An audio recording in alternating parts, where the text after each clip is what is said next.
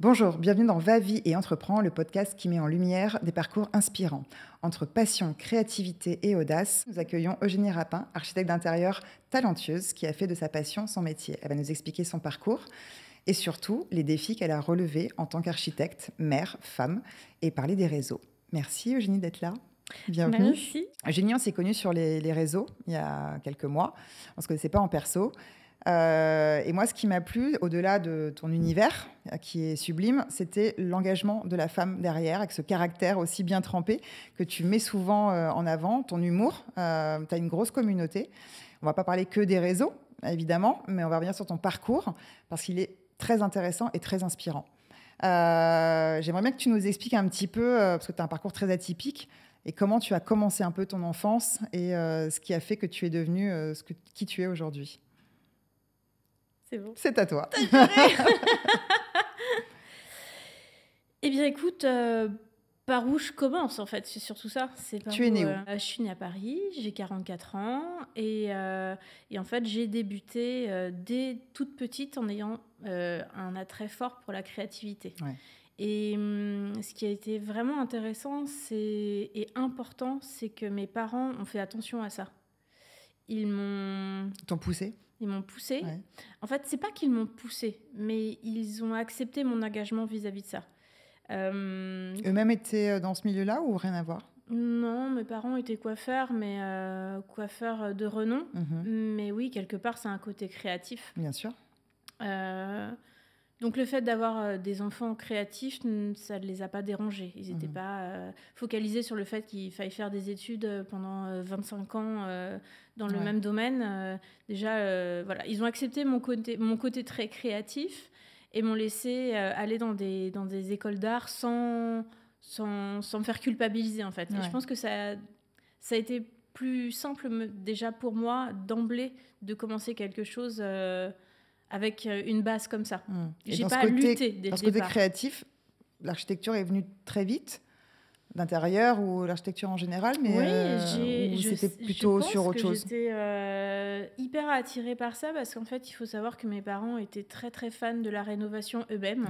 Ouais. Ils rénovaient leur maison, ils avaient acheté un petit café à Paris et ils ont tout cassé pour refaire un loft, et puis ils ont fait pareil, une maison de campagne. Donc en fait, que ce soit j'ai baigné dedans, et en fait je pense que c'est ça qui m'a attirée dès le départ, c'est que si tu veux, moi, que ce soit de l'électricité à la charpente, à poser du carrelage, je sais tout faire, quoi. Ouais. Donc il y avait une attirance. Ils t'ont appris à bricoler, parce qu'en fait tu peux aussi avoir mon papa, alors ma mère était l'instinct créatif, mais il faut y aller, après il faut mettre les mains dedans. Oui, en fait, il fallait mettre la main à la pâte. C'est-à-dire quand on partait en vacances avec mes parents et qu'on était dans ce moulin, il fallait tout faire, quoi. Il y avait pas, de toute façon, il n'y avait pas la télé. C'est soit tu mets tes bottes et tu vas jouer dans le jardin, soit tu aides à faire ce qu'il y a à faire. Et c'était bon, oui, des fois j'avais bien mal aux mains de monter les tuiles et tout ça, mais ouais, c'était je pense que c'est ce qui a fait basculer sur mon intérêt pour ça. Peut-être une influence sans le vouloir, mais c'est ce qui m'a fait, j'étais fan de Lego, tu vois, il y avait tout un... Je sais pas. Ça s'est dessiné au fur et à mesure, mais ton éducation, ça a vraiment appuyé. Et au niveau des écoles d'art ou d'architecture que tu as pu faire, tu avais fait lesquelles ? Alors, il faut savoir que déjà adolescente, j'avais déjà mon petit caractère. Et que j'étais déjà bien. Quand je voulais quelque chose, je passais pas par quatre chemins. Ouais. Et j'ai demandé à mes parents de redoubler ma troisième. J'avais mon brevet, et pour accéder à l'école que je voulais, il fallait un 17 de moyenne. Et j'avais qu'un 15. Et ça me donnait accès à des écoles, mais pas à celles que je voulais. Donc j'ai demandé à mes parents de redoubler ma troisième. Donc tu étais bien sûre de toi quand même à l'époque par rapport à ça. Déjà. Il faut être sûr de ce qu'on a envie de faire pour dire je vais redoubler. Surtout à cet âge-là, on n'a vraiment même pas envie. Même si j'avais le brevet. Hein. Ouais, bien sûr. Et donc j'y suis allée. Je suis allée dans une école privée pendant une année, où j'y étais que pour moi avoir des notes. D'accord. Voilà. Et donc tu as réussi ? Ouais. Ça m'a donné accès à l'école. C'était une école d'art appliqué pour passer mon bac art appliqué. D'accord. C'est-à-dire que il y en a beaucoup qui se dirigent vers ce qu'on appelait à l'époque le S ou le ES, voilà, c'est ça. Moi, c'était le bac technologique art appliqué. Alors à l'époque, c'était pas hyper bien vu, genre ton enfant, il fait un bac technologique. Ouh là là, tu vois, c'était vraiment... Mais bon, c'était pas... Voilà, on n'était pas... J'avais pas une mauvaise... J'entendais pas de mauvaises choses. T'as suivi ton fil à toi. C'est ça. Et du coup, après le bac, tu as fait une autre école? Alors, ce qui s'est passé, c'est que déjà, pendant mes études, je me suis retrouvée à vivre toute seule à Paris. D'accord. À quel âge? J'ai pas trop la notion du temps, mais je pense qu'à partir de toute façon, 17 ans, 16-17 ans, je vivais déjà bien. C'était ton choix de vivre seule? Pas du tout. Pas du tout, d'accord. Non, pas du tout. Parents séparés, compliqués.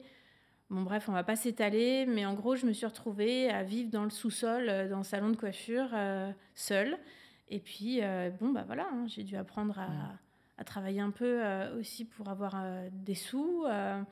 Donc, en fait, si tu veux... en parallèle de tes études, tu faisais des petits boulots oui, le soir. C'est-à-dire que c'est vrai que j'avais commencé bizarrement à creuser comme un espèce de fossé tout petit. Tu sais, quand tu marches longtemps sur une même ligne, à un moment donné, il y a un fossé qui se creuse avec les personnes que je côtoyais de mon âge.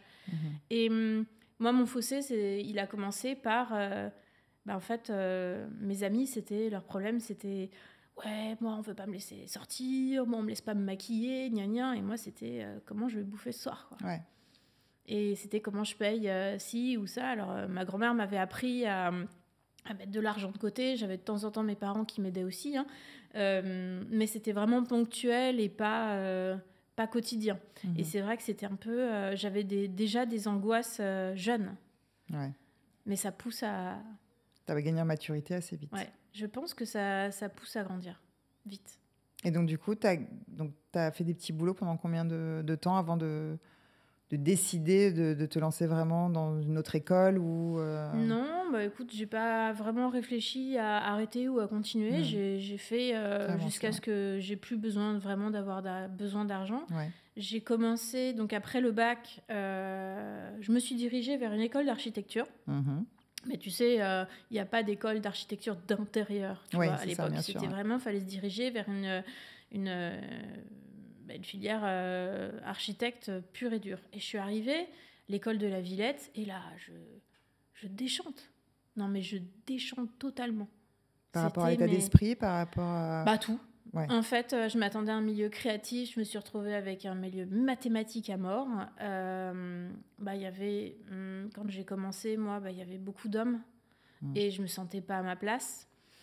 Il y avait des rapports très compliqués avec les profs en tant que femme. J'ai entendu des trucs, on ne peut pas être bonne et intelligente en même temps, ce n'est pas possible, tu vois, ce genre de choses. Donc, tu te confrontes dès le départ à un milieu qui ne correspond pas à ce que tu imaginais, à des difficultés, et tu te dis, mais waouh, c'est pas ce que je veux, quoi. Et tu as tenu combien de temps dans cette école? 8 mois. D'accord. Et après, du coup, tu as changé de... Ou tu t'es dit, c'est mort, je veux pas le faire parce que c'est pas ce que je me faisais comme idée de ce milieu-là, ou j'avais des influences qui m'ont poussée à arrêter. On m'a fait comprendre que de toute façon, être une femme, c'était être à la maison. Pardon, être une femme, c'était rester à la maison, élever des enfants. Il n'y a pas besoin d'études, quoi. C'est pas nécessaire. Tu vois, j'étais avec quelqu'un je me suis mise tôt avec quelqu'un. Et voilà, c'était... Et puis, je m'étais confortée dans cette idée en me disant, oui, c'est pas faux, quoi. Et donc, du coup, j'ai abandonné mes études. Et puis à 24 ans, je suis devenue maman, quoi. Maman super jeune. Ouais. Et à 25 ans, je me suis retrouvée maman solo. Et maman solo, et j'avais rien, quoi. J'avais rien, j'avais ma fille sous le bras, et je m'étais dit, si tu veux, mes rêves et envies, je les avais mis un petit peu de côté parce qu'il fallait un métier alimentaire, là. Il fallait juste avoir un travail, et puis t'élèves ton enfant, et puis le reste, t'y penses pas. Et c'est vrai que j'avais pas cet élément de comparaison. avec les autres. Je sais pas comment t'expliquer, j'avais pas un cercle d'amis hyper énorme. Ouais. Et donc, du coup, bah oui, je m'étais calée très très vite en tant que maman, casée très vite, j'ai été mariée, enfin, tu vois, j'étais hyper jeune et en fait, je me rendais pas compte à quel point j'étais en décalage total vis-à-vis des gens de ton mon âge. Ouais. Et donc, ça m'a séparée, tu vois, ce fossé dont je parlais, finalement, ce fossé, quelque part, tu creuses, mais tu t'isoles. Tu te rends même pas compte. Et tu vois même plus ce qui se passe autour. Et ce qui s'est passé, c'est que je me suis retrouvée à avoir un travail alimentaire. J'ai bossé dans la coiffure. Ouais. J'étais coloriste dans le salon de coiffure de ma maman. C'était un salon de coiffure haut de gamme à Paris. Et en fait, j'avais mon petit train de vie, quoi. J'avais mes clientes, mon boulot, que j'aimais beaucoup.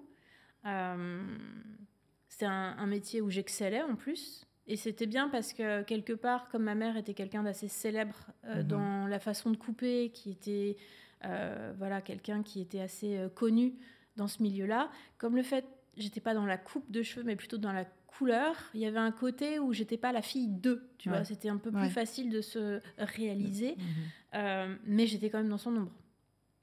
Dans son ombre pendant 8 ans. Je crois que c'est T'es resté 8 ans comme ça. Je crois, ouais. J'ai plus la notion, tu sais, j'ai une très mauvaise notion du temps parce qu'en fait, je ne pense pas au passé. Pour moi, ça m'a apporté ce que ça m'a apporté. Je fiche pas les dates, je m'intéresse plus à ce qui se passe aujourd'hui. Mais ouais, j'ai une super mauvaise notion du temps. Je me souviens plus des dates, de quand c'était. Je sais que c'est arrivé, mais j'ai pas noté. J'ai pas noté. Si, je connais la date de naissance de mes enfants quand même. C'est bien. Et donc, du coup, à quel moment t'as revrillé sur l'architecture? Sans m'en rendre compte, je parlais à mes clientes architecture intérieure, déco, et ça finissait par mes clientes qui ramenaient leur dossier à la maison, au salon, quoi. Ouais. Et j'ai une cliente qui a tout chamboulé. Mais tu sais, les gens qui arrivent à un moment... Ouais. Une cliente qui arrive et qui me dit... Mais Eugénie, on va faire un pari. Je crois qu'elle avait tout de suite cerné la personne qui j'étais. Parce qu'en fait, je m'étais un peu effacée en tant que personne. J'étais juste... Une maman bosseuse. Voilà, c'est tout. J'étais juste ça. J'avais rien de spécifique. Je sortais un peu avec des amis, mais j'étais pas... tu vois, j'avais arrêté de briller quelque part. Et elle me dit, on va faire un pari toutes les deux. Elle me dit, tu vas passer le plus grand concours d'école du soir de cours d'archi intérieur. Qui s'appelle comment ? C'est l'école Boulle. L'école Boulle, voilà. Et elle me dit, tu vas passer le concours que tu choisis. Donc, c'est moi qui avais choisi. Elle me dit, si tu as ce concours, tu le remportes. Tu passes tes études, tu fais tes études. Par contre, si tu échoues, tu passes à autre chose. Elle dit, tu peux pas évoluer dans la vie en étant là, mais ailleurs dans ta tête. Ouais. Elle me dit, ça va pas t'aider dans la vie. Alors, j'avais pas saisi à l'époque. C'est un des meilleurs conseils qu'on t'ait donné, ça. Ouais, mais tu saisis pas, en fait. Je sais pas comment t'expliquer. Tu saisis pas l'importance du conseil. Donc, moi, j'ai pris ça comme un pari. J'ai été passer ce concours. Il y avait je ne sais plus combien de demandes et on était, je crois, entre, je sais pas, peut-être 15 ou 17. Non, c'était peut-être beaucoup. C'était 15, je pense, dans cette classe. Ouais. Il y avait peut-être plus de 1500 demandes. Enfin, c'était énorme, quoi. Et j'ai réussi. J'ai passé le concours, je l'ai eu. Et donc, du coup, Mais il me semble qu'il y a une anecdote sur le concours. Ouais, il y a une anecdote sur l'entrée. C'est là où on voit ton caractère. Ouais. Je suis arrivée avec mon carton en dessin, je n'avais pas préparé du tout. En fait, c'était sur dossier, sur concours et entrevue. Et l'entrevue, j'avais rien préparé. Je suis arrivée avec mon carton en dessin, avec mes dessins du quotidien, mes dessins de l'école où j'avais été. Et je suis arrivée avec ça. En me disant, je vais pas mentir, quoi. Je vais pas faire des semblants de... Si je viens dans une école pour apprendre, c'est que je sais déjà pas faire, quoi. Donc, bien sûr. Donc j'arrive et... Donc le prof, j'étais dans la salle et il y avait d'autres élèves qui étaient là, qui attendaient, des futurs élèves qui attendaient peut-être. Et il ouvre le carton à dessin, il regarde et puis, tu sais, une fille qui me dit... C'est vous qui faites ça ? Tu sais, genre le regard, mais... suspicieux. Limite, il te regarde de haut en bas, genre... oui, bien sûr. Il me dit... Ouais, c'est ça. Et il me donne une feuille, il me donne un stylo bille, il me dit, mettez-vous au fond de la salle et faites-moi le dessin de la classe. Ok. Bon, je vais au fond de la salle. Tu t'exécutes. Et puis je vois les gens passer, gna gna. Alors je dessine, gna gna, je dessine la salle et tout. Puis au bout de 2 élèves, quand même, je dis 2 élèves, mais non, 2 participants, je me réinstalle à ma place et je lui dis bon, bah voilà. Il regarde le dessin, il le met à l'envers. Déjà, je me dis mais qu'est-ce que c'est que ce con là qui regarde mon dessin là, il n'a rien compris. Et j'ai appris plus tard que c'est comme ça qu'on vérifie que les archives elles sont bonnes ou pas. Que tu regardes ton dessin dans l'autre sens et qu'il est encore bon même dans l'autre sens, c'est que voilà. Donc voilà. Ça peut aider ceux qui vont passer des concours. Voilà, ça peut aider. Et en fait, il me dit ah bah oui c'est bien. Ah ouais mais vous êtes la maman, c'est ça? Je dis comment ça vous êtes la maman? Il me dit oui vous avez un enfant. Je dis oui. Il me dit ouais mais bon on les connaît les mamans ici, ouais, elles viennent 3 mois puis après il y a l'excuse ah mais il est malade, je peux pas venir, puis elles s'abandonnent hein, forcément. Je dis mais quoi, mais vous me jugez avant même de me connaître? Je dis mais c'est quoi cette école là? Je dis mais même pas en rêve je viens ici quoi, ça m'intéresse pas. Et je dis mais c'est osé de juger les gens comme ça, enfin et puis j'étais outrée quoi. Et je dis mais je veux même pas venir quoi. Et j'ai pris mon carton, je me suis barrée. Je suis partie. Il t'a retenu ou pas? Il t'a retenu? Ah ouais, on m'a appelé pour me dire que j'étais prise. Et j'ai appris plus tard que c'était mon prof principal après. Et il t'a testé en fait? Ou il était sérieux Non, je pense qu'en fait, il savait très bien. Il avait déjà pris sa décision avant même, mais je pense qu'il avait voulu connaître le personnage derrière le masque. Parce que, tu vois. Bah, t'as eu l'audace en fait de lui répondre. De lui répondre et de lui dire merde, quoi, en sûr. fait. Lui dire que, bah voilà. Donc ça a commencé tôt en fait, parce qu'on va voir par la suite. T'as souvent imposé aussi ton style, ton caractère, ta vision. Mais c'est super. Sans le vouloir, c'était pas recherché. On se rend bien compte que c'est vois. très compliqué en fait d'être. On va pas revenir sur la situation de la femme au sein de l'entrepreneuriat ou je vais y arriver. Pardon, on va la couper celle-là. On va pas revenir sur la position de la femme au sein du monde du travail ou de l'entrepreneuriat. C'est très dur. Et justement, par rapport même en tant que maman, comment tu as jonglé tes études avec ta fille et peut-être les petits boulots, parce que c'est des cours du soir, c'est ce que tu disais. Donc, en fait, tes journées étaient rythmées sur boulot, enfant, cours du soir le soir. Enfin, oui. Alors, en fait, si tu veux, il y a 2 choses qui sont hyper importantes. La première chose, c'est que j'avais un rythme qui était donc le boulot. Donc, j'étais coloriste la journée, à plein temps, en CDI. Ensuite, j'allais chercher ma fille à l'école, dont je m'occupais jusqu'à ce qu'elle se couche. Ensuite, j'ai une amie qui venait à la maison. Mes amis se sont relayés pour garder ma fille à la maison pour dormir, parce qu'en fait, j'avais pas les moyens de prendre une nounou. Hein, j'avais un salaire vraiment râlé pas crête. J'allais à l'école, je rentrais, je mangeais et j'étudiais. Et je terminais entre 1h et 2h et le réveil à 6h30. Combien d'années comme ça? 2. D'accord. Et la deuxième chose, je vais te dire, elle est hyper importante, c'est qu'à l'époque, il n'y avait pas les réseaux sociaux. Ouais. Et je n'avais aucune conscience de la montagne que j'étais en train de gravir. Mais alors, aucune. Pour moi, j'étais juste... Oui, il n'y avait pas d'éléments de comparaison comme on a aujourd'hui, en fait. Non, je ne me comparais pas. Je me disais pas... T'imagines? Est-ce que t'imagines? J'avais... Je sais plus quel âge, hein, j'ai repris mes études, mais je voulais arrêter à 30 ans, donc tu vois, c'était pas très loin. Je devais avoir 28 ans. Est-ce que tu imagines à 28 ans ce que j'étais en train de vivre? J'avais un boulot de merde qui me rapportait peu d'argent. J'avais un enfant en bas âge à élever. Je voyageais pas. Je sortais peu. J'étudiais. J'avais pas de vie. J'avais pas de mec. Est-ce que tu imagines les gens de 28 ans ce qu'ils font? Ouais. Et si j'avais eu un élément de comparaison, qu'est-ce qui ça m'aurait pas fait lâcher l'affaire en me disant mais attends, mais moi aussi je veux vivre. Tu vois? Et en fait, je me suis pas posé cette question parce qu'en fait, les gens pensent que vivre, c'est que profiter. Mais vivre, c'est aussi se battre pour ce qu'on aime sans s'en rendre compte. Parce qu'en fait, les gens pensent que c'est un combat, mais ça n'a pas du tout été un combat pendant 2 ans. Ouais. Ça a été une passion qui m'a poussée. C'était ta vie, tu la prenais comme ça. C'est ça. Je me posais pas trop de questions. Tu ne posais pas de questions, tu avançais. C'est ça. J'ai avancé 2 ans. Tu as toujours su que tu voulais t'exprimer à travers la décoration et l'architecture. Comment tu as imposé ton style du coup après l'école? Parce que tu avais déjà un style prédéfini à ce moment-là, tu avais ta patte, comme on peut dire. Comment ça s'est passé après l'école? Alors, pour tout te dire, ma maman est fan du noir. Ouais. J'ai bossé, ça se voit.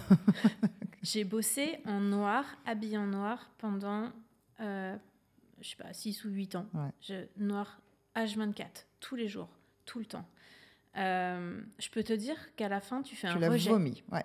Tu fais un rejet, même si ça va bien en blonde, hein, tu vois ce que je veux dire. Tu fais un vrai rejet. Et t'as voulu de la lumière, quoi. J'avais besoin de lumière, de chaleur, de choses qui me ressemblaient plus. Et en fait, au départ, j'ai pas vraiment imposé mon style. J'avais pas confiance en moi sur mon style du tout.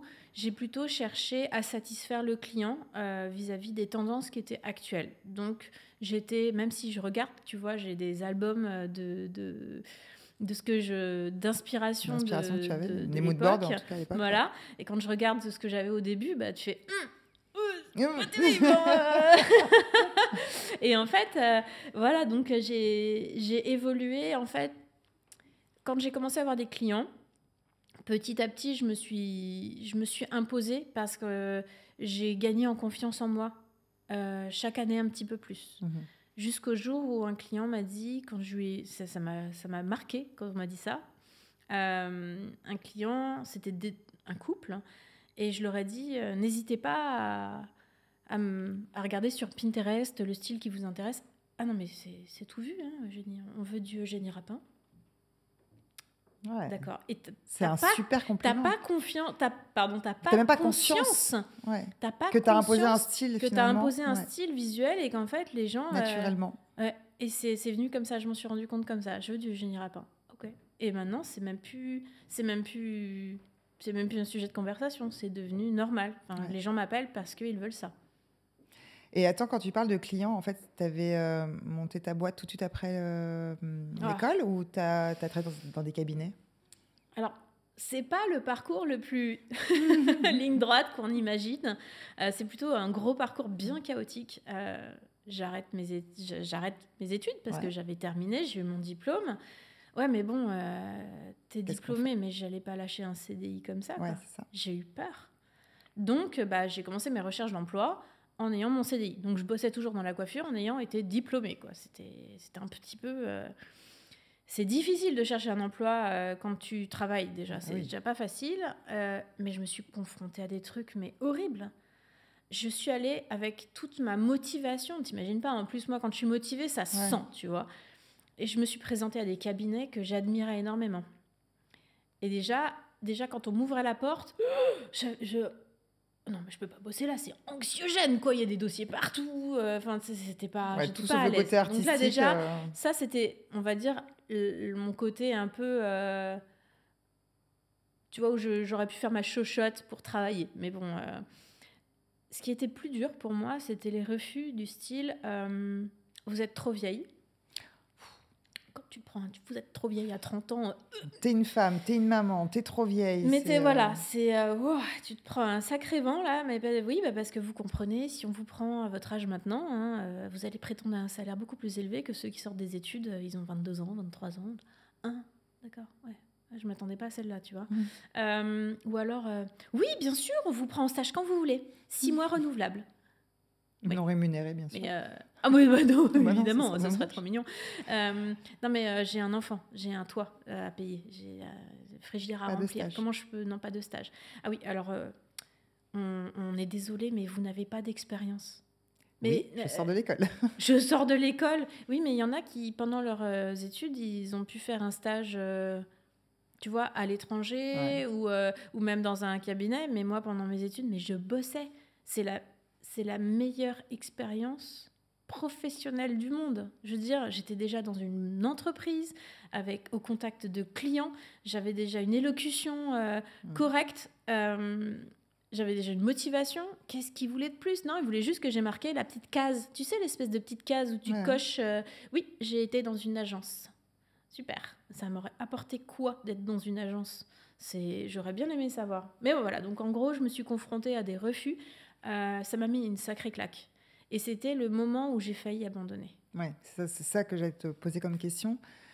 T'as quoi comme caractère face à ça? Premier refus, non, peut-être pas. Mais au bout d'un moment, est-ce que tu te dis, déjà, tout ce que je me suis fait, il y a ça, t'abandonnes je me suis pas posé la question tout ce que je me suis pas dit. J'ai perdu mon temps avant. Je me suis plutôt dit, mon Dieu, heureusement que j'ai pas lâché mon CDI. Et puis, en fait, je me suis dit, mais c'est pas possible quand même, on peut pas chercher du travail comme ça en étant à moitié dispo. Enfin, il faut que je sois à 100% dispo. Maintenant, il y a des... Pour, pour, euh, pour y aller, il faut que j'arrête de bosser. Donc, j'ai arrêté de bosser. Et mon mari, qui est actuellement mon mari, mais qui à l'époque, c'était mon chéri, m'a dit, mais si tu as si confiance en toi, monte ta boîte, Monte ta quoi. boîte. Et ça m'a pas paru impossible. Enfin, je sais pas comment t'expliquer. Je me suis pas dit, oh, mon Dieu, la catastrophe. J'ai fait, ok. Donc, je me suis renseignée. Il y a des aides pour monter sa boîte. J'avais un petit peu de chômage en attendant pour me stabiliser, tu vois. Je m'étais dit, ça va faire tu sais... la balance. La balance, en me disant, les premiers clients, puis pouf, ça va... Une fois que je sais pas, je me suis lancée là-dedans comme si... Et comment tu te démarchais ? Comment j'ai démarché mes clients ? Ouais. En fait, c'était le bouche à oreille. D'accord. En fait, je pense que j'ai dégagé une telle passion quand je parlais de mon futur métier que ça a donné envie immédiatement à des gens de bosser avec moi. C'est le papa d'un ami de mon mari qui m'a contactée et qui m'a dit je suis patron d'une entreprise d'assurance, d'une boîte d'assurance et on a un parc immobilier à Paris et puis notre architecte d'intérieur s'en va, est-ce que tu reprends ? Ouais, ok, allez, je prends. Et je me suis retrouvée, mais ma pauvre, dans des réunions où j'avais un carnet sur les jambes pour écrire les mots que je comprenais pas. Et mon carnet, à la fin de la journée, il était rempli, quoi. Je comprenais rien à la discussion. Puis on me disait... Et tu revenais dessus le soir ?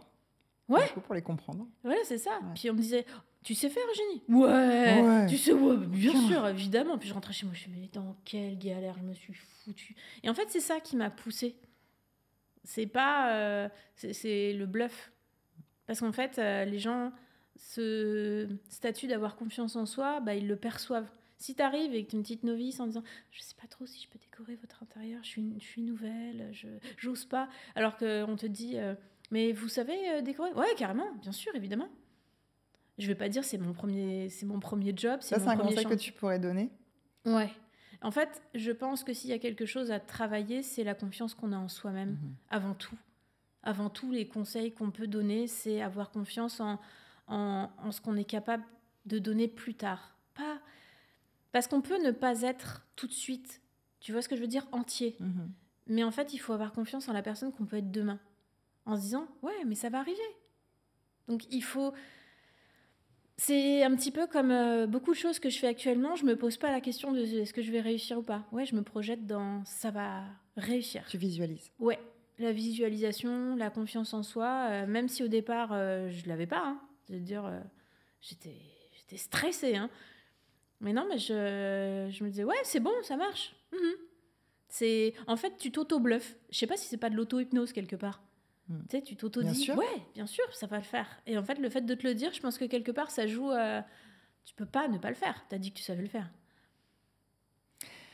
Tu mets en avant, on parlera des réseaux sociaux un peu plus tard dans ce podcast, mais tu mets en avant le do-it-yourself, la simplicité, l'indépendance. C'est des mots qui reviennent quand on pense à toi, quand on te voit sur les réseaux. Cette approche-là, en fait, donc, toi, tu as voulu être hyper fidèle à ta vie, en fait. Fait que tes réseaux et ton métier et ton style, en fait, faut qu'il soit en accord complètement, en fait, avec ta personnalité. Tu pourrais pas faire un style complètement différent de toi, même si on te le demandait, en fait. Non, parce qu'en fait, c'est me travestir. Ouais. C'est sur les réseaux, je montre qui je suis sans filtre. Moi, et je pense que c'est ce qui intéresse les gens. Mais est-ce que tu as déjà eu un client qui t'a dit, alors moi, ça, j'adore ce que vous faites, je vois à peu près votre esprit, mais je veux du hyper moderne, je veux complètement autre chose. Est-ce que par rapport à... Alors, je dis pas forcément que par rapport à l'argent, mais on te propose un gros budget réno pour ça, t'acceptes de le faire ou tu es vraiment fidèle à ce que toi tu aimes et ce que... Alors, si tu veux, on vient pas me chercher que pour un style. C'est pour toi, en fait. Ouais. c'est la façon dont je travaille. Ouais. Et ça, c'est communiqué de bouche à oreille. C'est-à-dire que la façon dont je travaille est extrêmement humaine. Il y a un rapport à l'humain très poussé. Si tu veux, pour moi, le design n'est qu'une poussière dans le travail que je fais. C'est-à-dire que je crée des intérieurs qui sont conçus pour les gens qui y vivent. Et pour ça, il faut connaître les gens, mais intimement, vraiment, pour de vrai. Il y a une grande part de psychologie. Énormément. Avant de créer un projet, tu as besoin vraiment de connaître les gens, de t'intéresser à eux, de leur vie, pour adapter au mieux, en fait. Mais au maximum, pour qu'en fait, ce soit un projet à évidence. Et je pense qu'au-delà du principe du style, il y a ça, avant tout.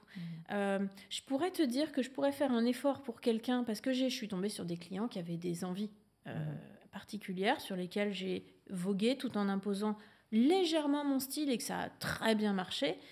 Par contre, quelqu'un qui a une aura négative, je bosse pas avec. Il Donc peut me proposer 6 millions d'euros. Hein. Je dis non. Tu dis non. Okay. Ma santé mentale, priorité. T'expliques pourquoi ou tu bifurques? Parce que c'est compliqué de dire c'est votre aura qui me plaît pas. Non, je dis simplement qu'on peut pas bosser ensemble. En fait, on a un premier rendez-vous où on parle entre 3 et 5 heures. C'est le premier rendez-vous. Les clients le savent, ils sont prévenus. Et à l'issue de ce rendez-vous, je leur dis on ne pourra pas bosser ensemble. D'accord. Tu es aligné par rapport à ça et eux le comprennent. Donc la franchise pour mieux travailler. En fait, si tu veux, ça m'est pas arrivé souvent, mais ça m'est arrivé. Ouais. Et la personne renchérit au niveau de l'argent. Et je dis mais c'est pas une question d'argent. Ils comprennent d'eux-mêmes. Et en fait, c'est des gens qui comprennent pas forcément. Ouais. Donc ça sert à rien d'essayer d'expliquer. Il y a des choses, je dis, on ne pourra pas bosser ensemble.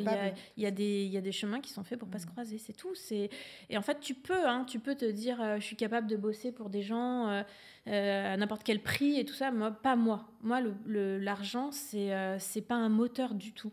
Mais pas du tout. Dans cette boîte où on parlait tout à l'heure, où tu me disais, où j'ai commencé, il y a eu un changement de patron. Et c'est une femme qui a repris et qui a remanipulé tout le concept. Alors, je bossais pour la boîte, hein, pas chez eux. Je n'étais pas en CDI, hein, j'étais en freelance.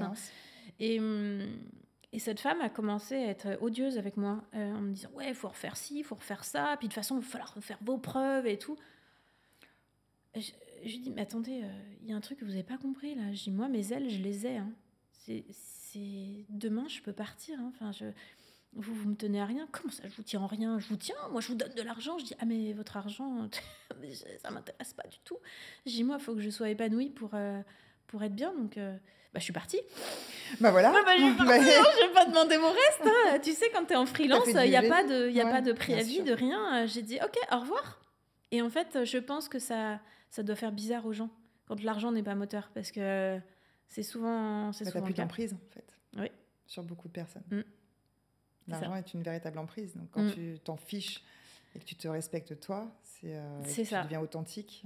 Et alors, c'est l'authenticité que tu recherches. Enfin, que tu es, en fait. Que je dégage naturellement et que je dois dégager sur les réseaux. Je mens pas. Il n'y a pas de filtre. Dans le sens où, quand je fais quelque chose, je mets pas 1 million de préparations. Je dis les choses de but en blanc.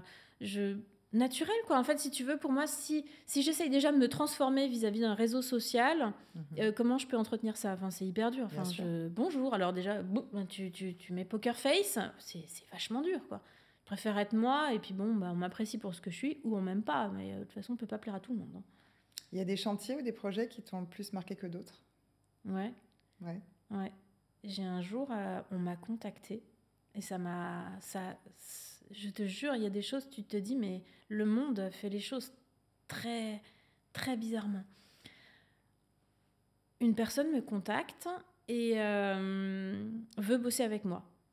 J'adore votre côté très humain, on m'a parlé de vous. Ok, très bien. Premier rendez-vous, je toque à la porte et là, c'est Bernard Werber qui m'ouvre. Et je te jure, mais c'est mon idole de quand je suis ado pour l'écriture. C'est si tu veux, le seul... a bien fait les choses, là. Mais le seul que j'ai su lire, je suis pas très roman, Mais le seul que j'ai su lire et que j'ai lu, et j'ai toute la collection, mais c'était lui. Et si tu veux, c'était ce côté déjà très décalé. Il y avait des choses sur lesquelles, une façon de penser qui était déjà bien différente. Et j'ai ressenti tout ça. Et je pense qu'il y avait ce côté d'hypersensibilité, de pluridisciplinarité. Tu vois, tout ça m'a beaucoup capté. J'ai été à toutes. J'ai fait signer tous mes bouquins quand j'étais ado. Mais je suis allée à toutes ces séances de dédicaces. Et humainement, t'as pas été déçue? Non, pas du tout. Pas du tout. Non, pas du tout. D'ailleurs, il m'a fait choisir des livres dans sa bibliothèque et puis il me les a signés. J'étais trop génial. contente. Non, pas déçue du tout. Vraiment, la personne... En fait, je pense que comme je suis vraie, les gens en face de moi se comportent comme des personnes vraies. Ils cherchent pas à se voiler la face, ils cherchent pas à faire semblant. Ils savent que je suis là pour eux. Et c'était magnifique. Il m'a dit, à la fin, quelque part, j'ai apporté ma pierre à ta vie et puis maintenant, c'est toi qui m'as apporté une pierre à la mienne. C'est très beau. Voilà, ça m'a beaucoup touchée. T'as l'impression qu'il y a un cycle, tu sais, qui s'est... Et ça a déclenché quelque chose chez toi après ça ou... Non. Ça n'a pas eu de répercussions différentes sur tes choix? Je me suis juste dit que quelque part, il faut faire confiance au chemin. Ouais. Pas se poser de questions. Exactement. Pas chercher les choses, tu vois. Les choses arrivent à toi. Tu es suivie par une grande communauté sur les réseaux qui s'est fait, j'imagine, dans le temps. Quelle est ton approche, ton regard par rapport à ça, par rapport au réseau? Parce que là, on a une femme très authentique sur un média qui est... Bon, voilà, même si tu es toi, ça reste quand même à la vue de tout le monde. Tu peux avoir des haters, tu peux avoir des gens qui ne sont pas du tout bienveillants. Comment tu gères, quoi? C'est quoi ton regard par rapport à ça? Alors, Est-ce que c'est un outil aussi qui est important pour toi dans ton business?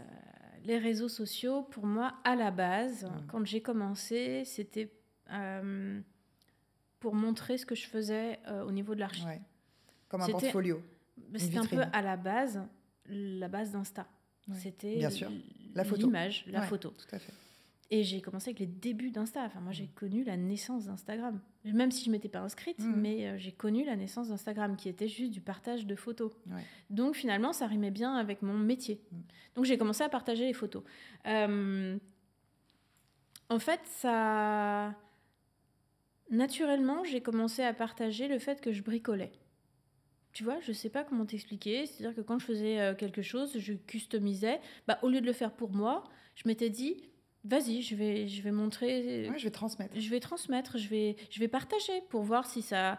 Je sais pas, quelque part. Ça peut intéresser quelqu'un. Non, c'était même pas comme ça au départ. C'était, je pense, comme un journal intime. Ouais. Tu vois, comme si tu notais quelque chose sans filtre sur les réseaux en me disant, voilà. Et je me souciais pas à l'époque de l'impact que ça pouvait avoir, du nombre de likes ou du nombre de machins. Pour moi, il y a eu à un moment donné une déviance de ce réseau social où il y a eu les influenceuses qui sont arrivées, des personnes qui ont, de par leur image, ont commencé à impacter les gens.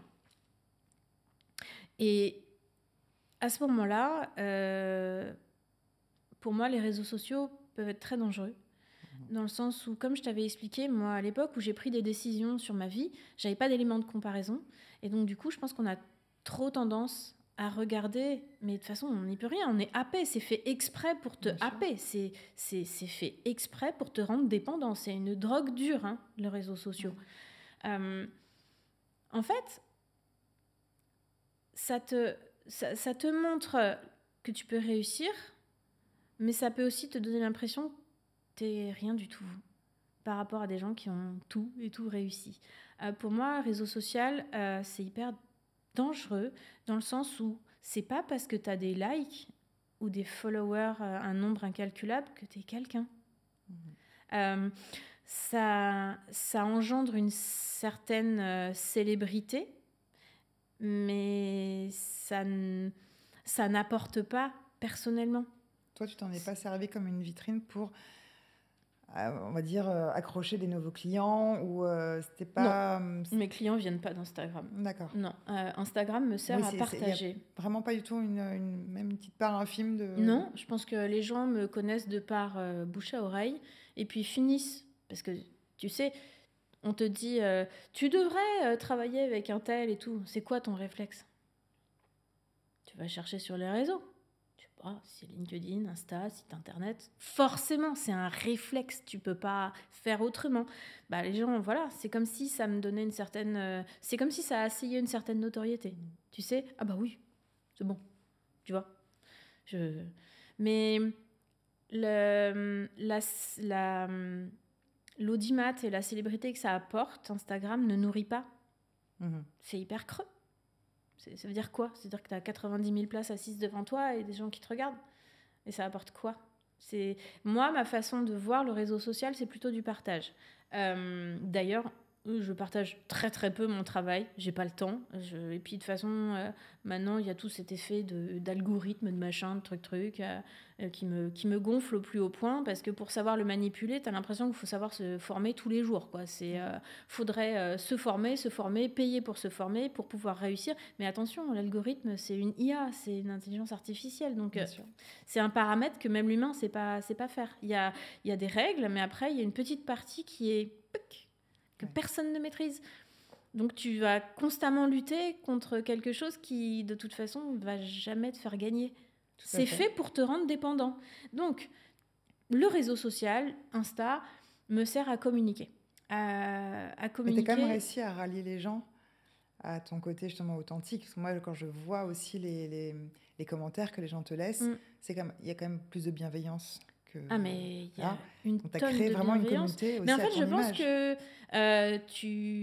si tu attires ce que tu transmets. Si tu veux, moi, mon but sur le réseau social, c'est pas d'être une vitrine. Je suis pas une vitrine, je suis pas une publicité ambulante.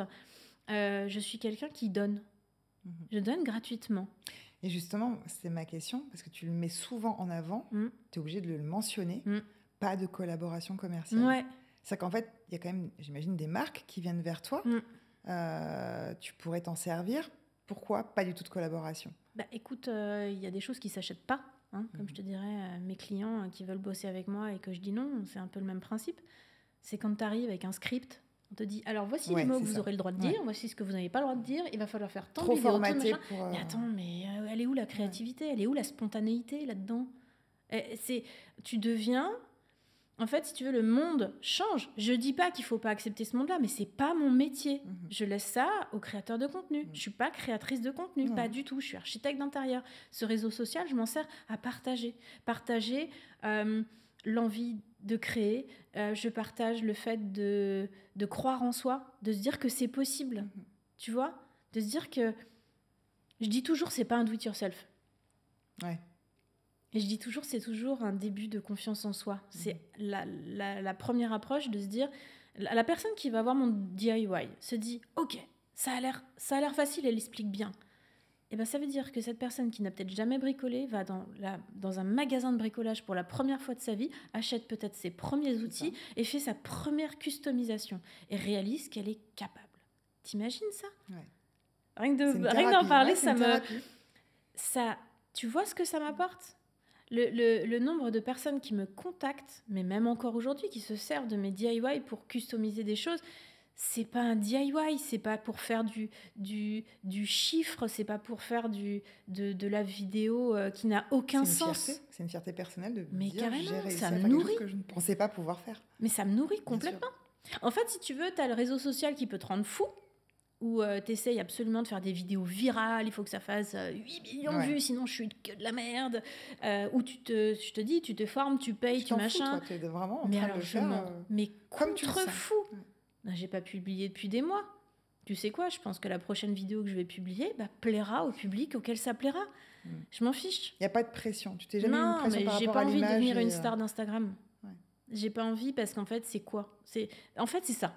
Il faut se projeter. Je me projette, je me dis, ok, d'accord, je veux 1 million de followers. Mais ça va m'apporter quoi? Sans rire. Qu'est-ce que ça va m'apporter de plus que ce que j'ai actuellement? De l'argent? Je t'ai dit que je ne fonctionnais pas au niveau de l'argent, ça ne m'intéresse pas. Ça m'intéresse un minimum dans le sens où j'ai besoin de vivre, d'avoir une maison, nourrir mes enfants, enfin voilà. Mais je suis pas... le succès et l'argent n'est pas mon moteur du tout. Pas du tout. Et je pense que quand ta passion est ton moteur, ça change tout. Et tu as fait des émissions de télé. Oui. Comment ça s'est passé? Pareil, c'est toi qui es allé? C'est des chaînes qui sont venues à toi? Oui. Comment ça s'est passé? C'est très très drôle, j'ai une belle anecdote très mignonne. Je sortais d'une session de surf. Alors moi, tu sais, je suis en vacances, je suis dans le surf, faut pas me... Je suis à l'ouest. Hein. Et on me contacte, on m'appelle. Oui, bonjour, Eugénie, gna gna, je comprenais rien à ce qu'il me disait. Et en fait, je comprends en fait que le groupe Endemol-Shine pour TF1 essaye de me caster pour une émission. J'essaye de faire court parce que c'est tout un... Moi, c'est difficile de comprendre ce genre de truc, tu vois. Je suis pas... Je cherche pas. Donc, quand ça m'arrive, c'est quoi? Ok, d'accord, oui, bon, d'accord, très bien. Oui, bah alors on vous rappelle dans l'après-midi ou demain. Enfin, j'ai pas très bien compris ce qu'il me disait. Bon, d'accord, très bien. Et je te jure, genre peut-être quelques heures plus tard, mon téléphone sonne. Je redécroche. Oui, bonjour, Eugénie, gna gna de M6. Et là, je bug. Je me dis, attends, j'ai été TF1 ce matin. TF1, là, je comprends pas, c'est M6. Oui, alors on veut faire un entretien, blabla, ok, d'accord. Mais j'étais persuadée que c'était ça. En fait, je m'étais dit, mais je me trompe, tu vois. Je fais l'entretien, ouais, vous avez beaucoup plu à la chaîne et tout. Et en fait, j'ai compris que j'étais en train de me faire caster en même temps, le même jour, c'est incroyable. Les 2 plus grosses chaînes de télé françaises. C'est fou. Ça m'a... Mais si tu veux... Je prends pas conscience, en fait, je sais pas, pour moi, comme le succès n'a pas d'importance, ça m'a pas paru fou. Et ça t'a attiré ce monde à la base, avant qu'on t'appelle, tu te serais projeté dans... l'aventure, ouais. Ouais. Les aventures, ouais. Le principe d'essayer un truc nouveau, nouveau, carrément. Il fallait qu'il coche quelle case pour que tu ailles, du coup, soit avec TF1, soit avec M6? Qu'est-ce qui a fait que t'as En fait, qu'est-ce qui a fait basculer? C'est qu'en fait, je sais qu'M6 avait déjà fait des émissions de déco. TF1, c'était précurseur. D'accord. Et ça m'a intéressée de savoir qu'en fait, c'était pas quelque chose, c'était pas tourné à la dérision ou à la blague, c'était vraiment, on allait me prendre moi pour qui j'étais en tant que femme sur une émission basée que sur l'archi intérieur, même si c'était entre guillemets quelque part c'est pas une télé-réalité, mais c'est une émission très portée sur le réel. On n'était pas en rénovation en une semaine ou des choses comme ça. C'était vraiment... Ça, c'est ce qui m'a le plus intéressée. Ouais. C'est pas vendre du rêve, c'était vendre une vraie réalité. Tu n'aurais pas pu te trahir toi déjà dans une c'est ça, en fait. Moi, ça m'aurait pas plu. Puis à l'époque, on me proposait de travailler avec quelqu'un de connu sur M6. Et tu vois, malgré ça, j'ai préféré aller ailleurs. Et ça t'a plu, cette aventure ? Ouais, beaucoup. Ouais. Beaucoup, beaucoup. C'est marrant de découvrir l'envers du décor. C'est hyper sympa. L'univers, les gens, tout est super sympa. Alors, il y a un petit peu de stress. Parce que j'étais toute seule, entrepreneur, face à une agence entière. Et en fait, si tu veux, c'était peut-être... En fait, de l'aventure, c'était peut-être ça qui était le plus difficile pour moi. C'était de me dire, c'est... Voilà, je suis toute seule à bosser, quoi. Et d'ailleurs, j'ai une petite anecdote qui m'a tu sais, donné énormément confiance en moi. Il fallait rendre le travail 3D à une agence qui bossait en Angleterre. Je parle pas du tout anglais ou très, très mal. Et je devais rendre mon travail en 3D à cette agence qui traitait pour faire de la 4D. Tu sais, toute la 3D qui se déplace et tout. J'ai rendu mes dossiers 3D à des gens que je n'avais jamais vus. Tu sais, avec qui j'ai juste échangé comme je pouvais, avec l'anglais drôle, hein, parce que moi, je manque pas d'humour pour me faire comprendre. Et j'ai bossé avec eux pendant des mois. Ils ont eu des questions, j'ai répondu. Enfin, tu vois, sur les plateaux, je rencontre les gens qui viennent me voir. Et la nana me dit « Oh là là, il faut que je vous présente le patron. On tenait à vous remercier. Votre équipe est formidable. Ils ont rendu les dossiers en temps et en heure, avant tout le monde et tout. » Je dis « Ah, mais il n'y a pas d'équipe. » Il n'y a pas d'équipe. Il n'y a que moi. Et la fille, elle ne m'a pas cru. Ouais. Comment ça, il n'y a que vous? Je dis « Même, c'est moi qui fais les 3D. » Ah bon? Elle me dit « Ah, mais c'est incroyable. » Et en fait, ça, tu vois, je pense que c'est ce qui m'a donné le plus confiance en moi que de passer à la télé. Bien sûr. Tu vois, c'est ce genre de choses où je me suis dit, waouh. Qu'on reconnaisse ton travail et ton courage par rapport à ça. Ouais, c'est fou. T'imagines d'où je pars? Je me suis formée en autodidacte sur la 3D. C'est un truc de dingue. Ça, on te l'a pas appris à l'école? Non. Non, à l'époque, c'était pas forcément... C'était des bases, des micro-bases. Et puis quand je me suis lancée... encore aujourd'hui à des nouvelles techniques, c'est toujours un peu dans l'apprentissage. Ouais. Toujours. C'est un milieu où c'est super intéressant parce que c'est en constante évolution, c'est un renouvellement permanent. Et puis, il y a des choses qui évoluent. Moi, quand j'ai commencé la 3D, c'était révolutionnaire. Genre, j'arrivais, mes clients, ils disaient « Oh, je faisais de la 3D photoréaliste ». Ils étaient sur le cul quand ils voyaient les trucs. Maintenant, j'arrive à faire des vidéos à l'intérieur, j'essaye toujours. Mais de toute façon, on a beau envoyer du lourd par plein de choses. Tu peux donner plein de paillettes. Ce qui est le plus important pour mes clients, c'est la façon dont je les comprends et dont je les écoute. Et c'est ce lien, parce qu'on a l'impression que, tu vois, les archis en général, tu les contactes, ils sont assez froids, voilà, et puis voilà, on fait le dossier, puis on n'en parle plus, et c'est fini, t'as ta maison. Moi, c'est un vrai lien qui reste tout le temps. J'ai des clients qui me contactent, mes premiers clients me contactent toujours, quoi. Et pour moi, c'est un métier, pour avoir fait aussi des travaux, des chantiers chez moi, pour moi, vous avez tellement le mauvais rôle en tant qu'archi, parce qu'en fait, on se défoule un peu sur vous quand il y a du retard, quand il y a des problèmes. Comment toi, tu gères cet aspect humain et business aussi? Est-ce que tu as souvent eu des problèmes, des couacs sur un chantier? Comment tu gères ça? T'as un stress, t'es calme, tu rassures tes clients. T'en as pas eu? J'ai eu aucun... Ok, je vais faire des travaux avec toi. En fait, j'ai eu... comment te dire? J'ai pas d'éléments de comparaison. Jusqu'ici, j'avais pas d'éléments de comparaison. Ouais. Et c'est mon entrepreneur, c'est marrant, parce que tu vois, c'est le genre de truc qui arrive comme ça. Mon entrepreneur qui me dit, j'ai jamais vu une archi d'intérieur aussi décontracte que toi. Il me dit, mais t'es jamais stressée, toi? Et je dis, bah non, pourquoi? De toute façon, j'ai bien fait mon boulot. Donc, on sait qu'il y a, de toute façon, potentiellement, si tu arrives sur un chantier en te disant il va jamais rien se passer, tout va bien se passer, j'aurai tout le matériel en temps et en heure et en machin, mais tu te plantes, mais lourdement. Tu vas droit dans le mur. Mais si tu arrives en te disant bon, alors quelle merde on va découvrir, qu'est-ce qui va arriver en retard et que machin, si déjà en amont tu penses déjà ça et que tu en parles à ton client. Moi, je suis hyper transparente, je dis à mon client, va y avoir des merdes. Je dis, mais je suis là pour tout absorber. Ouais. Vous êtes en haut de la pyramide, je suis juste en dessous, je fais le tampon de tout ce qui ne va pas. Je vais tout absorber et je vais vous retransmettre que le positif. Parce qu'il faut qu'un chantier... T'imagines les gens? J'arrive dans la vie des gens à un moment clé de leur vie. Ouais. Qu'est-ce qui engage des travaux? Des gens qui divorcent, des gens qui se marient, des gens qui ont un enfant, des gens qui ont envie de plus grand. Et t'arrives toujours à un moment de vie hyper... clé. Et c'est marrant de dire je suis la clé, c'est quand même hyper archi quand même le principe de, tu vois, d'une clé, c'est hyper symbolique. T'arrives à un moment clé de la vie de quelqu'un et en plus c'est censé être beau, la construction, de mettre les moyens pour évoluer sa vie vers quelque chose de mieux. Et ça devient un calvaire pour les gens. Mais quelle horreur, je veux pas. Moi, mes clients, il n'y a pas de ça. Mes clients, j'ai même une cliente, une fois, elle m'a donné les clés, elle me dit, je veux rien entendre. Elle me dit, je veux pas entendre parler du chantier, de rien du tout. Je vous donne les clés, Eugénie, vous me faites visiter à la fin. Et je reviendrai pour m'installer. Ouais. Mais si tu veux, j'ai beaucoup de gens qui lâchent prise. Ouais. Ça leur fait du bien. Des gens qui ont besoin de dire, mais qui stressent.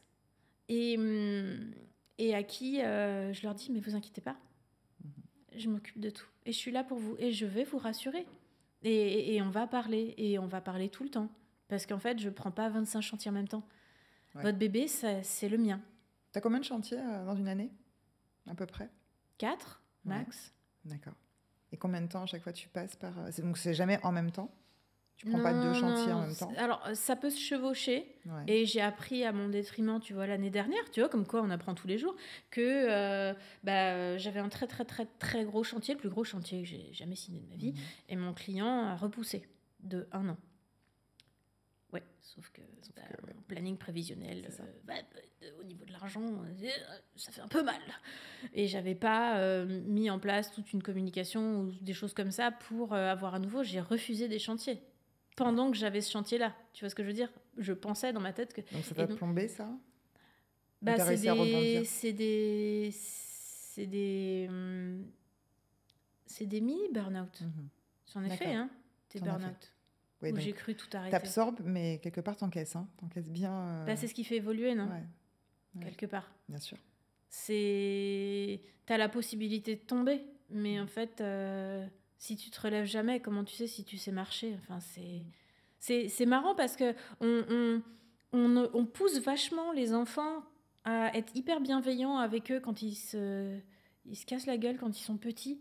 T'as un enfant qui tombe, mais t'es hyper bienveillante. Oh, tu l'aides à se relever, tu vas y arriver. Tu sens cette énergie que tu essayes de dégager. Mais quand tu te casses la gueule en tant qu'entrepreneur, mais ça t'arrive tout le temps. Tu t'en prends des claques, des machins. Pourquoi t'as pas autant de bienveillance envers toi-même? Je te demande pas d'avoir de la bienveillance envers les autres. T'attends toujours des autres qu'on te dise ah machin, qu'on te relève. Mais non, il faut avoir de la bienveillance envers soi-même. Pourquoi tu aurais pas autant de bienveillance envers toi-même que tu as envers un enfant qui tombe? C'est la même chose. Il faut accepter de tomber. C'est dur, les gens acceptent pas de tomber. C'est pas un échec. C'est une chute. C'est pour en apprendre. C'est hyper intéressant. Tu surfes, donc tu surfes la vague. Tu sais exactement à quel moment. C'est la résilience absolue. La métaphore avec le surf et la vague, c'est ça. C'est que tu sais la prendre et après ça redevient calme et tu y retournes. C'est t'attends déjà. T'attends. Et t'as ce côté où tu n'es pas prévisible. Soit tu te mets dans le maîtrises rouleau, pas. Bien sûr. Ouais. Donc t'attends, tu maîtrises pas et quand ça vient, bah même si elle est magnifique la vague, des fois tu peux surfer trop mal et tu te rétames. Et tu te prends une vague horrible. Mais après, c'est... En fait, je te dis, quand la passion, c'est le moteur, tu y retournes. Les gens se disent, mais pourquoi ils y retournent alors que des fois, tu as passé 4 heures dans l'eau, tu t'es pris une belle vague. Pourquoi tu y retournes? C'est quoi c'est quoi? Bah, c'est pas la notoriété, hein, c'est pas l'argent. C'est la passion. C'est la passion et d'y arriver. Ouais, c'est la passion et c'est propre à l'humain d'avoir envie d'y arriver, de se faire plaisir du bien. Tu vois ce que je veux dire? C'est le conseil que tu donnerais ça aussi à ceux qui nous écoutent et qui ont envie de vivre de leur passion, parce que c'est vrai qu'on peut pas... Il y a plein qui vont se dire c'est ma passion, mais je vais pas pouvoir en vivre. En fait, je suis autodidacte ou je viens pas de là. Pour toi, tant qu'il y a de la passion, il y a de la réussite derrière, si on s'accroche? Bah, tout à fait. Ouais. Je pense que c'est le meilleur moteur du monde. Parce qu'en fait, si tu tombes, mais combien... Enfin, je donne Steve Jobs comme exemple, mais on connaît bien ces personnes qui sont devenues des personnes importantes, mais on sait très bien qu'ils sont passés par des phases d'échec catastrophiques à répétition. Et on se dit, mais pourquoi ils se sont accrochés? Mais parce qu'en fait, ils étaient passionnés. Et quand tu es passionné, tu cherches même pas si tu t'accroches ou pas. C'est même pas une question, en fait. C'est que tu aimes ce que tu fais, donc tu te prends des claques, tant pis. Mais t'évolues. Et en fait, toi, les réseaux, tu es dedans. Mais même si on ne s'y connaît pas en marketing, aujourd'hui, digital, tu penses qu'on peut y arriver? Bien sûr. Dans n'importe quel métier? Ouais, bah, je fais mon propre marketing digital en sachant que, dis-toi bien que ça fait un peu... vieille école quand je dis ça, mais ce qui marche le mieux pour moi, c'est pas les réseaux sociaux. Mes clients viennent pas des réseaux sociaux. J'ai connu le monde avant Instagram. Hein. Bien sûr. Et pour ceux qui veulent se lancer aujourd'hui, et ceux qui veulent se lancer aujourd'hui, en fait, je pense que si ton moteur est ta passion, il faut que tu fasses. Si tu as envie de faire du marketing digital pour ta marque, tu peux tout à fait le faire, mais il faut pas rentrer dans la question de l'algorithme. Le but, quand tu rentres dans les réseaux sociaux, c'est pas d'avoir 1 million d'abonnés. Ça dépend si tu veux faire... Sauf si tu veux devenir créatrice de contenu ou influenceuse avec beaucoup de followers. C'est pas un problème. Mais il faut savoir d'abord, avant de mettre un pied dans les réseaux, sur quoi tu te lances. Qui tu es, ce que tu veux bien sûr. faire passer comme message. Si tu as une entreprise où tu démarres avec les réseaux sociaux, tu dois apprendre à comprendre comment ça fonctionne. Tu n'as pas besoin de payer une formation pour ça. Hein. Ça se trouve partout. Hein. Voilà. Après, tu peux avoir envie de déléguer. Tu peux déléguer certaines choses. Si tu es nul vraiment à ce point-là, au lieu de te former et de payer une formation, d'essayer de te former, d'essayer de faire... Il y a des gens qui... C'est leur métier. Ça s'appelle des créateurs de contenu. C'est un vrai métier. Ce sont des gens qui sont payés pour faire du marketing digital à ta place, pour ta marque. C'est pas un problème de faire ça. C'est-à-dire que tout l'argent que toi, tu auras dépensé, ton énergie, tu la consacres à autre chose en attendant. C'est pas de la perte de temps, tu vois, de donner un petit peu de sous à quelqu'un qui maîtrise et qui en a fait son métier. Si tu arrives sur les réseaux en étant une marque, en comprenant les ficelles du début, sans vouloir en faire des caisses, machin, le but, c'est d'avoir des clients. Si tu as 2000 followers et que tes 2000 followers sur les 2000, d'engagement, c'est que de l'engagement, que des gens qui achètent, bah bingo, hein. Ouais. Ça sert à rien d'avoir, je te dis, un stade de foot si c'est juste pour te regarder et c'est tout. Qu'est-ce que tu ferais différemment avec le recul sur À quel l'ensemble de niveau ta carrière, de ta vie, ton œuvre? Qu'est-ce que tu referais différemment? Ou est-ce que tu changerais rien? C'est hyper difficile comme question. Est-ce qu'il y a des erreurs que tu as faites et tu te dis ça je le referai pas, en tout cas j'ai appris de ça, je le referai pas. Alors j'apprends toujours de mes erreurs. Dès que j'ai une erreur, je me casse la gueule, je me fais bien mal. J'ai eu plusieurs burn-out, j'ai cru que j'allais arrêter plein de fois. J'ai pas un parcours dans le sens où voilà, j'ai cartonné. Je te dis, l'année dernière, c'était dur pour moi. C'est pour te dire que ça fait 11 ans que je bosse et j'ai pu me casser la figure plusieurs fois. Je changerais rien dans le sens où tout ce que je suis aujourd'hui, c'est grâce à qui j'étais hier. Justement, tu dirais quoi à cette petite fille? Merci. Bah, je vais pleurer. Si tu pleures, je pleure. Tu sais, là, tu touches à une corde sensible. En fait, ah là là, c'est dur. Pardon. Bien fait. Il n'y a pas si longtemps, j'ai voulu monter un reel sur comment j'en étais arrivée là. Tu sais, pour donner de l'espoir aux gens, pour communiquer ça. Et pardon, hein, c'est hyper présent. Hein. Et c'est fou parce que j'ai recherché dans le passé, j'ai puisé, j'ai voulu trouver des photos. Et je suis tombée sur des photos de moi à l'école. La première photo de moi qu'on a prise de moi à l'école d'archi. Et je regardais l'objectif quand on m'a pris en photo, certainement avec un portable, tu vois, tout simplement et tout. Et la photo est apparue sur mon PC au moment où je voulais faire une vidéo et est apparue et ça m'a... ça m'a bouleversée. Et en fait, pas dans le sens où, tu vois, j'étais jeune. Tu vois ce qu'on aurait pu se dire. Je me suis regardée, je me suis dit merci. Je me suis dit, toi, d'être accrochée, d'avoir bossé autant. Merci. D'y avoir cru. Mais mon Dieu, mais merci d'avoir été maman. Ouais. Et d'y avoir cru, de t'être lancée et de pas t'être posé de questions parce que tout ça, c'est grâce à elle. C'est émotion parce que c'est vraiment... tu sais, un peu...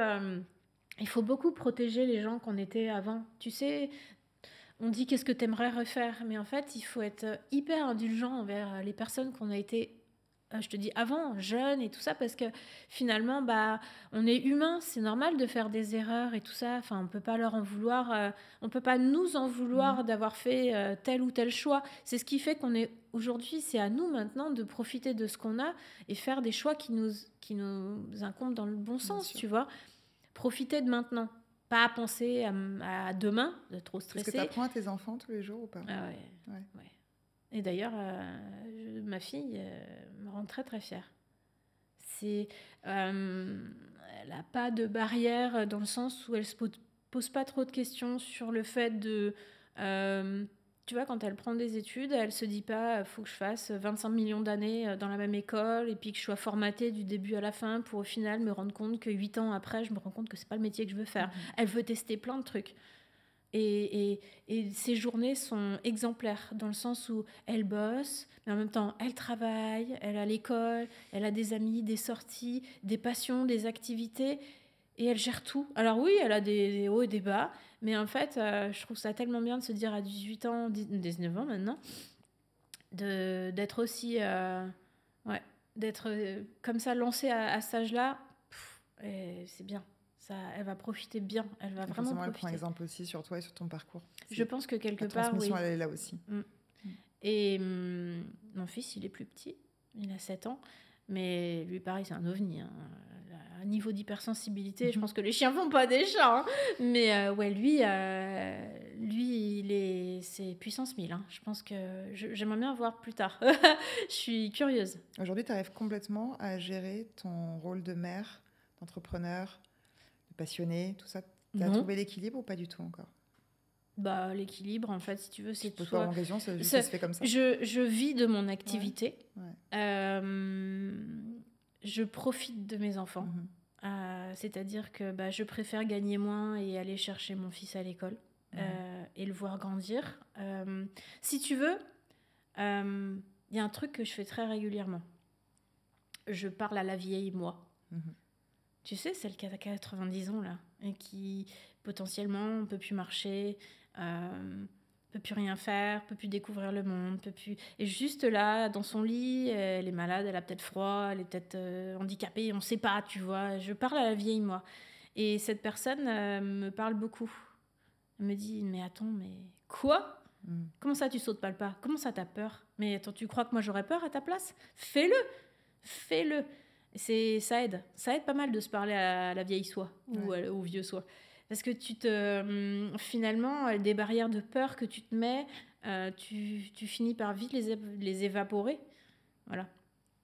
Donc oui, actuellement, j'ai un espèce d'équilibre, mais dis-toi bien que je suis en constant... dans un cercle de renouvellement constant. Je ne suis pas arrivée là. Si tu veux, j'ai commencé, j'ai eu un autre métier, j'ai fait plein d'autres choses dans ma vie. Ça se trouve, je suis peut-être à la fin d'un cycle et peut-être que dans 3-4 ans, je ferai complètement... C'est ça, c'était ma dernière question. C'est que tu te vois où dans 5 ans ? Tu te vois toujours dans ce milieu-là ? Ou tu peux potentiellement te réinventer complètement ? Non, mais moi, je suis comme ça. Ouais. Je suis ouverte. En fait, si tu veux, la vie te propose des portes, à toi de les saisir ou pas. C'est-à-dire que forcément, la vie va me proposer des choses, mais il faut déjà les voir. Il faut déjà les voir et se dire, est-ce que mais oui, c'est ça. Est-ce que j'y vais ou pas ? Et je peux pas te dire... Alors, je serai plus là physiquement à Paris, ça c'est sûr. J'ai besoin de me rapprocher de la nature, de l'océan. Il faut que j'aille dans le sud-ouest. Je sais qu'il y a quelque chose qui m'attend là-bas. Je peux pas te dire quoi. Je sais que je vais être beaucoup plus proche de la nature, proche de mes amis qui vivent tous dans le sud-ouest. Beaucoup, en tout cas. Et ça va me donner un renouveau. Bien sûr. J'aime pas stagner, en fait, si tu veux. Ce côté... attendre que la vie passe et rester comme ça, métro, boulot, dodo, c'est vraiment pas mon style, quoi. J'ai vraiment besoin de quelque chose. J'ai pas envie de me lasser. Tu sais, j'ai eu peur un moment dans mon métier, en me disant, bon, alors, t'as été publié dans des magazines, t'as fait la télé, t'as bossé pour des célébrités et des gens que tu admirais, t'as signé les plus beaux chantiers de ta vie, c'est quoi la suite ? Est-ce qu'il y a vraiment une suite quelque part ? Est-ce que je ne vais pas juste m'enterrer à faire des chantiers qui ne m'intéressent pas ? Et en fait, je me rends compte que quelque part, le fait de bosser avec des gens, des humains, et m'attacher fort au côté humain des gens, c'est impossible de s'ennuyer. Il y a toujours des gens différents, des choses. Mais je ne peux pas te dire qui je serai. À chaque fois, ouais. Mais je ne peux pas te dire ce que je ferai dans 5 ans. Ça se trouve complètement différent. Et en parallèle de ça, je fais 1000 autres activités. C'est-à-dire sportive, créative. Tu vois, sur les réseaux que tu vois, je suis qu'une face de ce que je montre, ce que je veux bien montrer surtout, pour pas m'étaler. Merci Eugénie, c'était inspirant et émouvant. Ouais, on a fini par verser notre petite larme. Mais merci beaucoup et je pense que ça va aider aussi. Il y a une vraie position par rapport à la femme. Et s'imposer, avoir confiance en soi, c'est le message que tu as fait passer, donc merci pour ça. Mais de rien. Coupé. Waouh.